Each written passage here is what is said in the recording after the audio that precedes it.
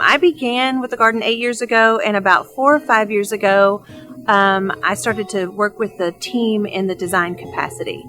So really looking at the overall design and the master plan of the lights, and then reorganizing it, trying to find ways to gather items together that made sense, and to create what we call galleries for the show. So that was about 4 or 5 years ago.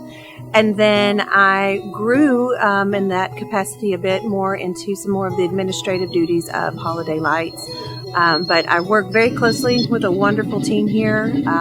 Chester Morphew is what we call our holiday lights guru. And then we have a whole team of others that we work with on a regular basis. We have about 9 different galleries. We're in right now the Serene Gallery. It's part of our Asian garden.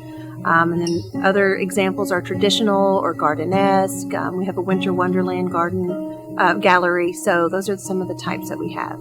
And the shortest gallery, as far as setup goes, would probably be the rose tree, which ironically is our 50-foot rose tree. But it goes up very quickly with a lift and a lot of pre-programmed animation. It really depends upon the size of the gallery, the space that it occupies. Anywhere from, I would say, 4 weeks, which the one that we're in is quite large. And some of them take 4 or 5 days. So it just depends upon the size and the number of elements in the display. The Garden of the Pine Wind, the one that we're in right now, is the longest one, followed very closely by our Winter Wonderland. We stagger the installation. We have a very strong strategy for making certain that we get everything installed by our deadline, which is usually a couple weeks before Thanksgiving. Our opening day is always the Saturday before Thanksgiving. But we also want to protect the core part of the garden for our visitors. Because we start the display installation right after Labor Day, we have about 2 months of time that we work with our guests to really protect their guest experience in the fall season. So September and October, we're not in the core part of the garden, and we really work on all of the ancillary parts, like the Garden of the Pine Wind, like the western part of the Winter Wonderland, before we get to the Great Lawn, which is right in the heart of our garden. Our biggest nights have gone upwards of 6,000 people, which has been pretty overwhelming for everyone involved. Our smaller nights are about 500 people. Really, the goal and what we've done this year is to bring a system of online ticketing to the garden and to the show so that we can control the number of people who come. That helps with our vehicular circulation as well as the guest experience inside the garden. So we try to max out at around 4,000 guests now.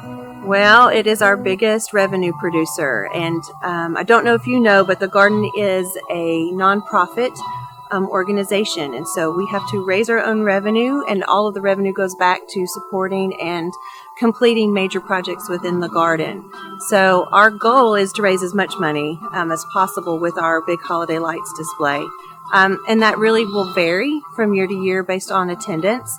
If we have a really wet season or a really cold season, the numbers go down, of course, because it's an outdoor venue. Holiday Lights has grossed about a third of our operational budget, which is about $600,000. It takes us about 10 weeks to install it, and everything has to be out of the garden by February 1st. So we only give ourselves about 4 weeks to take it all down.